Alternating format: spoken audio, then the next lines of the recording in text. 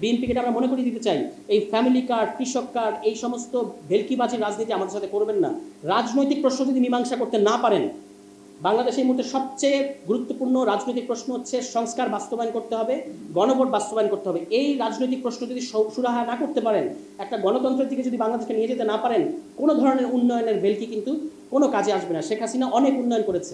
ওই যে মরুভূমির উট পাখি শিকারির তারা খেয়ে অনেকক্ষণ দৌড়াতে থাকে এবং এক পর্যায়ে মাথা গুঁজে দেয় বালির মধ্যে, তার ধারণা সে যেহেতু কাউকে দেখছে না, কেউ তাকে দেখছে না।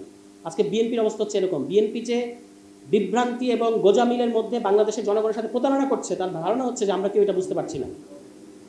যিনি আজকে মাননীয় স্পিকার, তিনি কিন্তু সত্যিকার কথাটা বলে দিয়েছেন স্পিকার হওয়ার আগে, যে আমরা তখন গণভোটে রাজি হয়েছিলাম, কারণ আদারওয়াইজ ওরা ইলেকশন দিত না।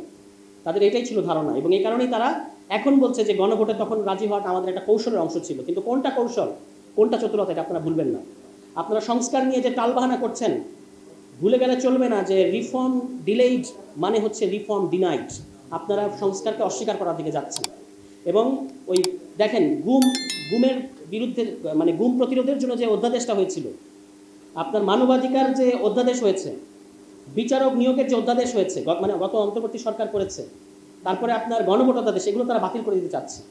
গুমের অধ্যাদেশের এবং গুমের অধ্যাদেশের মধ্যে তারা কী আনতে চাচ্ছে, যে গুমের অধ্যাদেশের মধ্যে এরকম একটা কথা ছিল যে ওই মানবাধিকার যে কমিশন বা গুমের যে প্রতিষ্ঠান, গুম প্রতিরোধ করার যে প্রতিষ্ঠান, তারাই আসলে আদালতের মাধ্যমে ওই গুমকারী ব্যক্তিকে অ্যারেস্ট করার ক্ষমতা তাদের হাতে থাকবে। সরকার এটা নিজের কাছে নিতে চাচ্ছে। তো বাংলাদেশে অতীতে আমরা গুম কাদেরকে করতে দেখেছি? সরকার এবং সরকারি সংস্থাকে করতে দেখেছি। তাদের হাতেই যদি অ্যারেস্ট করার ক্ষমতা থাকে, তাহলে তো এই আইন বা এই অধ্যাদেশ থাকা না থাকা সমান। অন্যদিকে তারা দেখবেন এই যে সুবিধাবাদের রাজনীতি, যেগুলো গুরুত্বপূর্ণ অধ্যাদেশ, সেগুলো তারা বাতিল করে দিতে চাচ্ছে। অন্যদিকে স্থানীয় সরকার নির্বাচন না দেওয়ার জন্য তারা স্থানীয় সরকার অধ্যাদেশকে একটা উচিলা আকারে, এখানে গত সরকারের মাননীয় যে সাবেক স্থানীয় সরকার উপদেষ্টা তিনি আছেন, তিনি একটা বিশেষ পরিস্থিতিতে তাদেরকে এই অধ্যাদেশটা করতে হয়েছিল। আজকে এই স্থানীয় সরকার অধ্যাদেশকে তারা একটা স্থানীয় সরকার নির্বাচন না দেওয়ার উচিলা হিসেবে ব্যবহার করছে। তারা বলছে যে এটাকে আমাদের রিভিউ করতে হবে, ইত্যাদি করতে হবে, এই কারণে নির্বাচনটা একটু পরে হবে। কিন্তু আপনারা যেখানে যেগুলো নির্বাচন করার ক্ষেত্রে বাধা হিসেবে আপনারা মনে করছেন, সেগুলো সরিয়ে সংশোধনী করে দ্রুততম সময় নির্বাচন দিচ্ছেন না কেন? নির্বাচন আপনারা, স্থানীয় সরকার নির্বাচন আপনারা দেবেন না, এটা আমরা বুঝতে পারছি, কারণ দলীয় প্রশাসক বসাবেন এবং এর মধ্য দিয়ে মাঠ আপনারা নিজেদের নিয়ন্ত্রণে আনবেন। এনসিপিকে বলেছেন কিংস পার্টি, কিন্তু বাংলাদেশের এবং উপমহাদেশ ইতিহাসের সবচেয়ে সফল কিংস পার্টি হচ্ছেন আপনারা। কারণ আপনারা ক্ষমতায় বসে আগেও প্রশাসক বসিয়েছেন, ইতিহাস আছে। এখনও আপনারা ক্ষমতায় বসে প্রশাসকের মাধ্যমে, যে প্রশাসক বসিয়েছেন ঢাকা দক্ষিণে, তিনি নির্বাচনে প্রচারণা করছেন মসজিদে মসজিদে গিয়ে। এটা কি কিংস পার্টি না? এই কিংস পার্টিগিরি করে আপনারা এনসিপিকে বলছেন কিংস পার্টি। কি কারণে?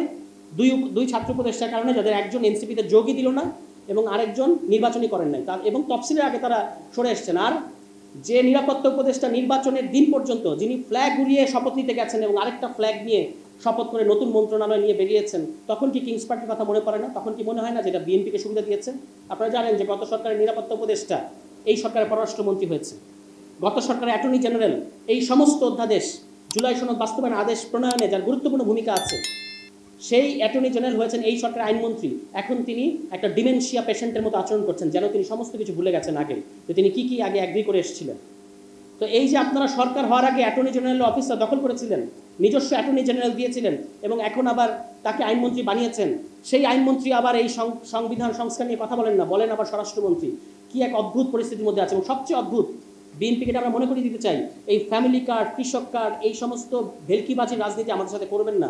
রাজনৈতিক প্রশ্ন যদি মীমাংসা করতে না পারেন, বাংলাদেশের মধ্যে সবচেয়ে গুরুত্বপূর্ণ রাজনৈতিক প্রশ্ন হচ্ছে সংস্কার বাস্তবায়ন করতে হবে, গণভোট বাস্তবায়ন করতে হবে। এই রাজনৈতিক প্রশ্ন যদি সুরাহা না করতে পারেন, একটা গণতন্ত্রের দিকে যদি বাংলাদেশকে নিয়ে যেতে না পারেন, কোনো ধরনের উন্নয়নের ভেলকি কিন্তু কোনো কাজে আসবে না। শেখ হাসিনা অনেক উন্নয়ন করেছে এবং সেগুলো বাংলাদেশের জনগণ গ্রহণ করে নাই। ফলে জনাব তারেক রহমান, আমাদের মাননীয় প্রধানমন্ত্রী, আপনার নাকি প্ল্যান আছে, আমরা এই দেশে এসে আপনি বলেছেন, হোয়াট ইজ ইয়োর প্ল্যান? আমাদেরকে বলেন যে হোয়াট ইজ ইয়োর প্ল্যান। সমস্ত রাষ্ট্রীয় প্রতিষ্ঠান ধ্বংস করা কি আপনাদের প্ল্যান? জুলাই সনদ বাদ দেন। 31 দফার মধ্যে আপনারা বলেছেন, 31 দফার মধ্যে বলেছেন আপনারা সাংবিধানিক প্রতিষ্ঠানগুলোতে সংকীর্ণ দলীয় ব্যক্তির ঊর্ধ্বে উঠে আপনারা নিরপেক্ষ নিয়োগ দেবেন। সেই কাজ কি আপনারা করছেন? ওই যে আপনার দলীয় শিক্ষককে